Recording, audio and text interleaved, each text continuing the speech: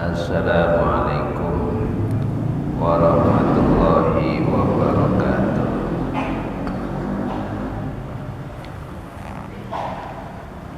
Alhamdulillahirabbil alamin. Wassalatu wassalamu ala nabiyyina Muhammadin wa ala alihi wa ashabihi ajma'in. Amma ba'du. Allahumma alimna ma jahilna wanfa'na bima 'allamtana wa zidna ilman nafi'an ya rabbal alamin. Bapak-bapak, ibu-ibu jamaah Masjid Sabilun Hida yang mudah-mudahan dimuliakan oleh Allah Subhanahu wa ta'ala. Alhamdulillah, pada malam hari ini kita bisa hadir di majelis ilmu.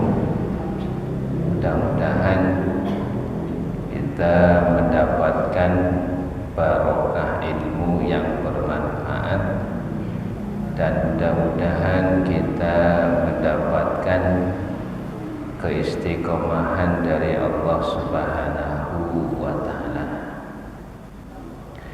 Kita lanjutkan pembahasan kitab fikih sunnah sampai pada pembahasan perkara-perkara yang menyebabkan seseorang itu harus mandi janabah. Kalau ada beberapa perkara yang nanti akan disebutkan ada pada diri seseorang, maka dia wajib untuk mandi janabah. Perkara yang pertama yang disampaikan oleh Sayyid Sabiq adalah khurujul maniyyi bisyahwatin, keluarnya air mani dengan syahwat, keluarnya air mani yang disertai syahwat. Finaumi, baik dalam keadaan tidur, awil yaqdoti, atau dalam keadaan terbangun, min zakarin, dari laki-laki, au unsa, atau perempuan. Wa huwa qaulu amatil fuqaha, dan itu adalah pendapat kebanyakan ahli fikih. Jadi yang pertama itu adalah ketika seseorang mengeluarkan air mani, baik dalam keadaan tidur atau dalam keadaan terbangun, baik itu laki-laki ataupun perempuan, itu harus mandi janabah. Nah, hadis yang diriwayatkan oleh Abu Sa'id Al-Khudri, Nabi Muhammad sallallahu alaihi wasallam menyampaikan, al-ma'u minal ma', al-ma'u minal ma', adanya mandi janabah disebabkan karena keluarnya air mani. Nah, ini kata Nabi, al-ma'u minal ma'. Jadi adanya atau wajibnya mandi janabah karena keluarnya air mani. Nah, kemudian dari Ummu Salamah, ada Ummu Sulaim itu, ya, hadis riwayat Ummu Salamah. Ummu Salamah ini menceritakan Ummu Sulaim ini pernah bertanya kepada Nabi. Nah, apa yang ditanyakan oleh Ummu Sulaim? Ummu Sulaim mengatakan, fahal alal mar'ati huslun idza talamat. Wahai Nabi, apakah seorang wanita wajib mandi janabat ketika dia bermimpi basah? Kemudian dijawab oleh Nabi, na'am, ya, idza ra'atil ma. Betul, harus mandi janabat apabila dia mendapati dalam pakaiannya itu air mani. Nah, dari dua hadis ini para ulama menyimpulkan sebab seseorang wajib mandi janabat adalah keluarnya air mani dengan disertai syahwat, baik dalam keadaan tidur atau tidak dalam keadaan tidur, baik laki-laki ataupun perempuan. Nah, kemudian di sini ada beberapa masalah yang disebutkan oleh Said Sabiq. Wa huna suwarun katsiron mataqo. Dan di sini ada beberapa gambaran yang banyak terjadi. Ahbabna, kami ingin anunabbiha alaiha, untuk memberi peringatan terhadap perkara atau gambaran tersebut, lil hajati ilaiha, karena gambaran-gambaran tersebut sangat dibutuhkan. Jadi Said Sabiq ini ingin menjelaskan beberapa permasalahan yang berkaitan dengan keluarnya air mani yang menjadikan seseorang itu wajib mandi janabah. Nah, masalah yang pertama, idza kharajal maniyyu min ghairi syahwatin, apabila air mani keluar min ghairi syahwatin, tanpa disertai syahwat, bal limarotin, akan tetapi karena sakit, au barodin, atau karena cuaca yang dingin, fala yajibul huslu, maka tidak wajib mandi. Ini masalah, ada orang mengeluarkan air mani tapi tidak disertai syahwat, dalam keadaan biasanya sakit atau dalam keadaan cuaca yang sangat dingin. Ini dimungkinkan keluar air mani tapi tidak disertai dengan syahwat. Nah, pertanyaannya, ketika keluar air mani tapi tidak disertai syahwat karena sakit atau karena cuaca yang dingin, menurut Said Sabiq ini tidak wajib mandi. Nah, ini kalau ada orang dalam keadaan sakit, ya, kemudian keluar air mani tapi tidak disertai syahwat. Begitu juga ada seseorang keluar air mani dalam keadaan cuaca yang dingin. Nah, maka dalam keadaan semacam ini menurut Said Sabiq fala yajibul huslu, tidak wajib mandi.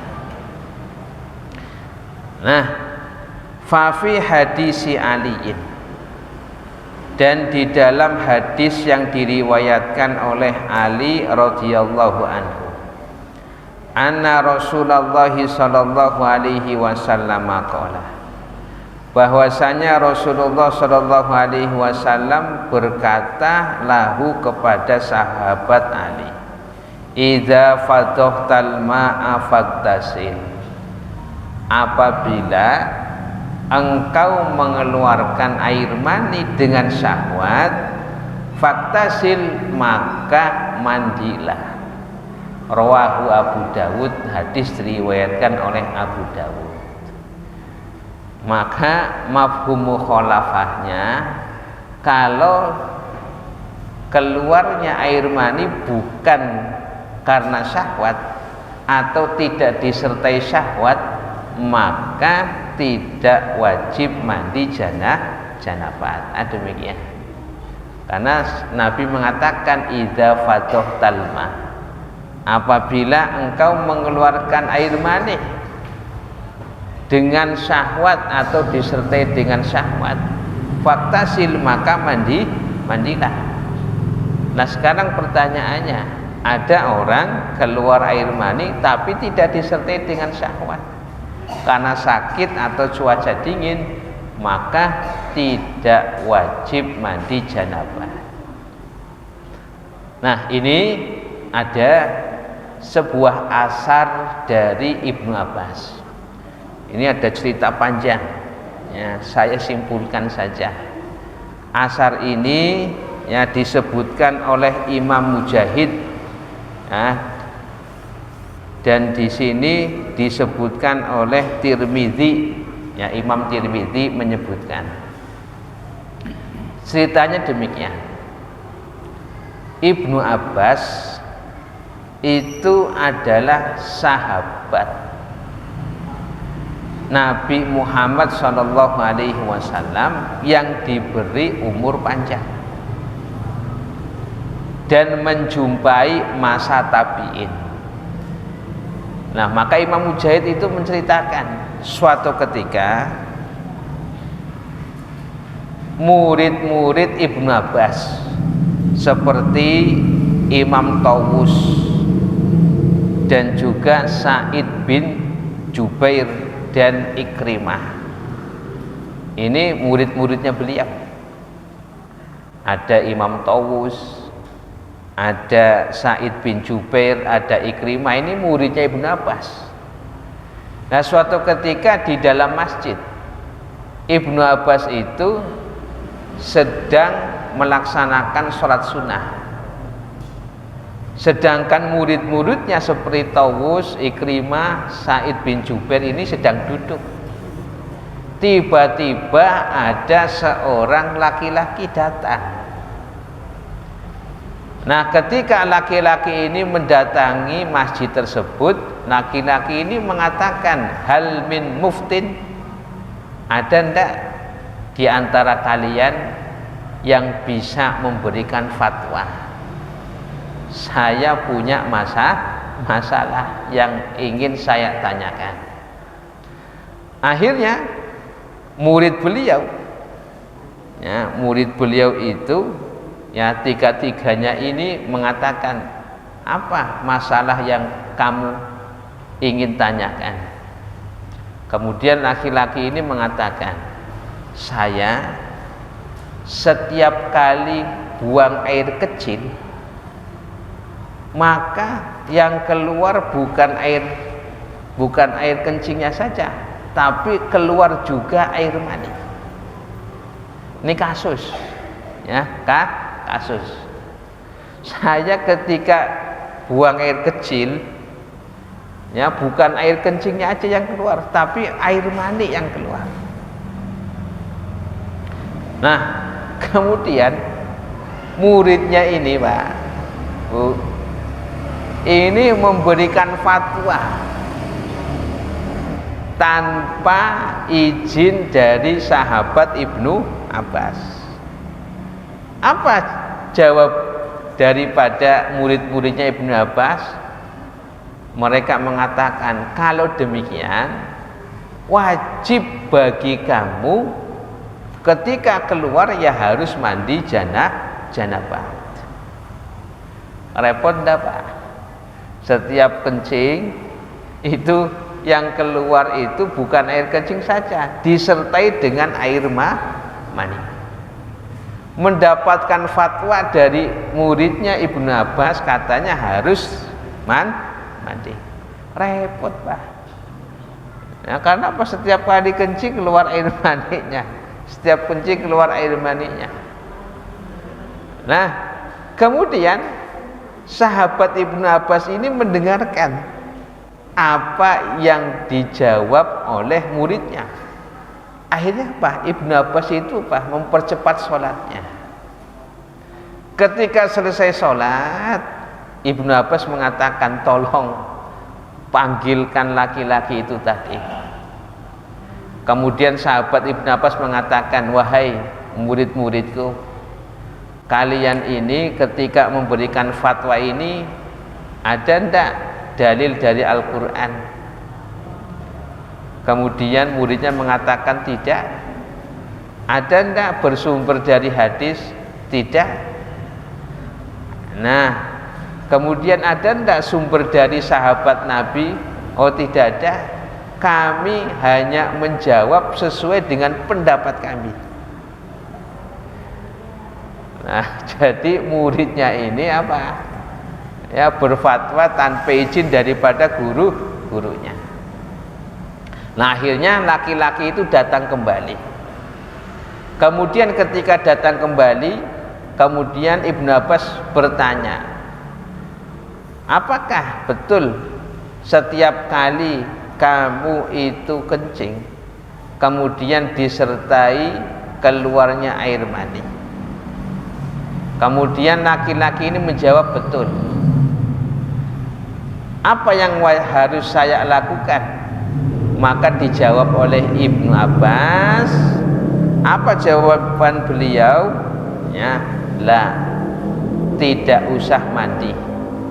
Innama hadhihi ibrodatun, karena air mani yang keluar itu disebabkan karena cuaca yang dingin, bukan disertai dengan syahwat, maka ini tidak menyebabkan harus mandi janabah. Nggih.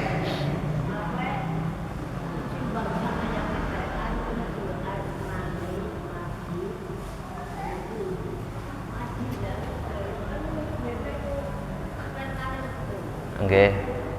Iya, ini kasus Ibu. Kasus iya. Iya, yang disebutkan laki-laki ini adalah air mani. Kasus Ibu, tidak semuanya, hanya satu tok ini. Karena sebabnya hawa yang dingin itu bisa keluar air mani. Iya, ada madhi, ada wadi, ada mani. Niku relers oke. Lah, nggih, niki kasus. Nggih, mboten. Nggih. Nah, niku mboten. Nggih, dados menawi nggih mboten dibarengi syahwat, niki nggih mboten wajib napa adus janabat. Nah, sampai-sampai Ibnu Abbas pun bertanya, emang betul itu yang keluar air mani? Betul, yang keluar air mani. Ini hanya kasus, bukan semuanya.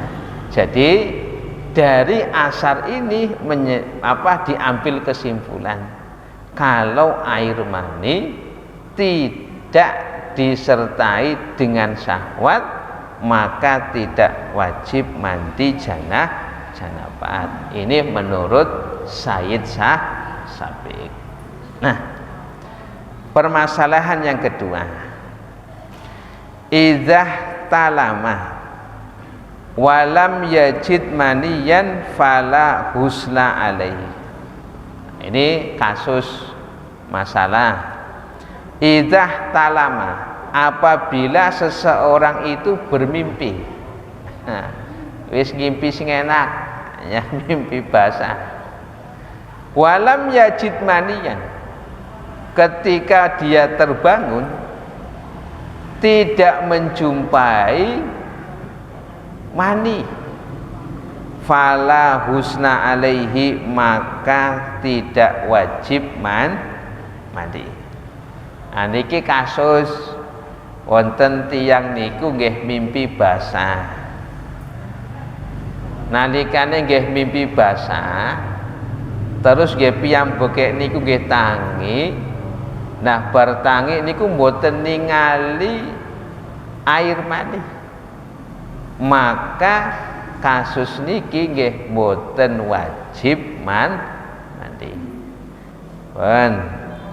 Qala Ibnul Munzir, berkata Ibnul Munzir, ajma'a ala hadza kullu man afatu anhum min ahlil ilmi, telah berijma tentang masalah ini setiap orang yang aku hafal dari para ulama ahli ilmu.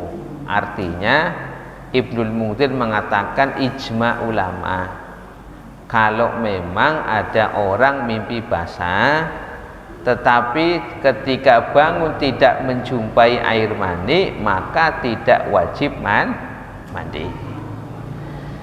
Wa fi hadisi Ummi Sulaimin al-Mutaqaddimi, dan di dalam hadis Ummu Sulaim yang telah disebutkan, fahal alal mar'ati huslun idzah talamat, apakah wajib bagi seorang perempuan mandi janabat apabila mimpi basah?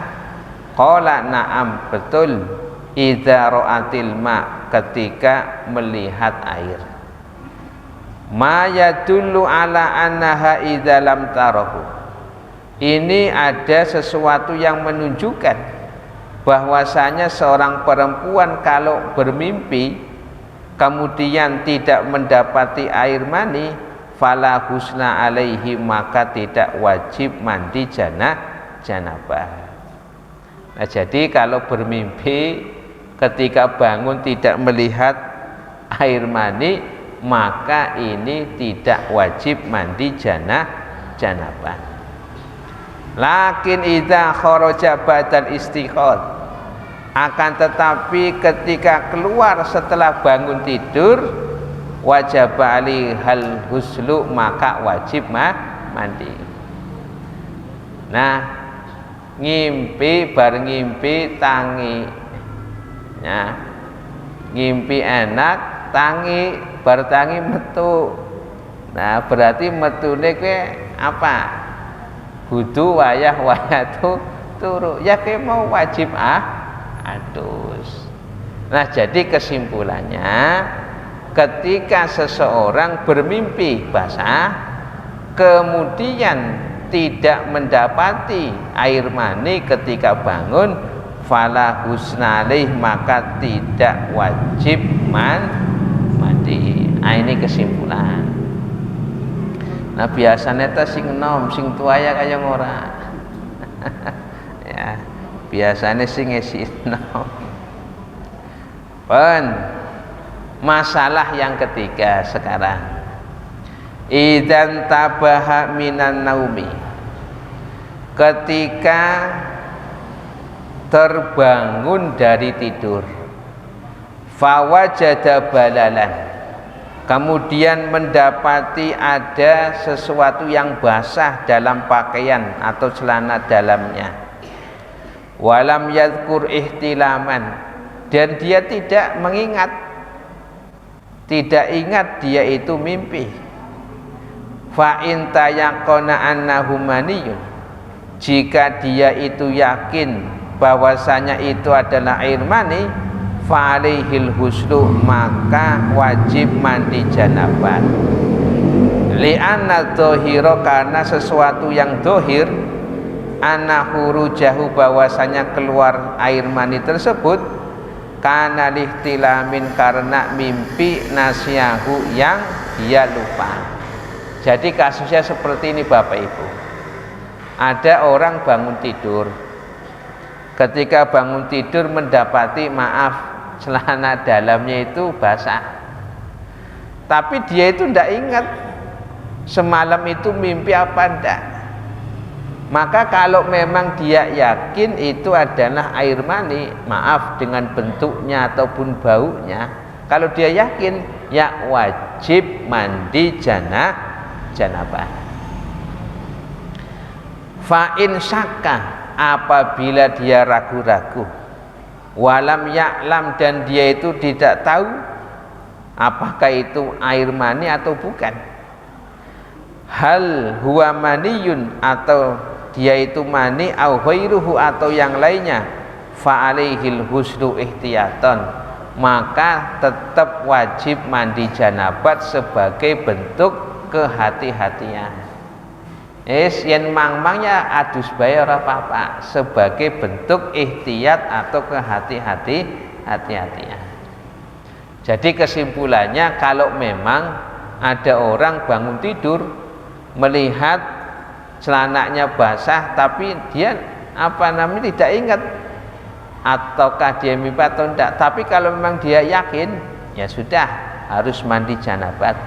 Kalau memang dia ragu-ragu, ya mandi janabat sebagai bentuk ihtiyaton, kehati-hatian.